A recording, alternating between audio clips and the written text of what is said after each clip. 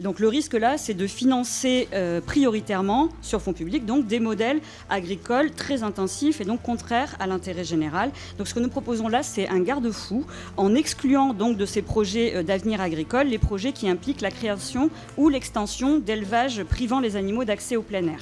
Je rappelle qu'en théorie, le Code rural nous impose de mettre les animaux dans des conditions qui sont compatibles avec les impératifs biologiques de leur espèce.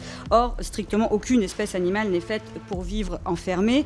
Or, aujourd'hui, 8 animaux sur 10 sont élevés en élevage intensif dans notre pays, au mépris de la souffrance animale, parce que je rappelle que là, on parle par exemple de poules qui ont pour toute espèce vitale l'équivalent d'une feuille A4. Ce sont aussi des projets qui ont des conséquences environnementales et sanitaires absolument énormes. Je vous renvoie au scandale, évidemment, des algues vertes en Bretagne, directement lié à l'élevage intensif de porcs.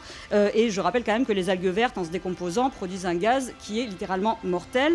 Je renvoie aussi au taux d'ammoniac faramineux autour des poulaillers géants, par exemple, et leurs cohortes de problèmes respiratoires qu'ils peuvent causer. Aujourd'hui, 84% des Français veulent qu'on organise la sortie de l'élevage intensif et non pas qu'on accélère son développement. Donc pour éviter cet écueil, nous proposons ici d'exclure la création et l'extension d'élevage sans accès au plein air des projets que nous considérons comme d'avenir agricole.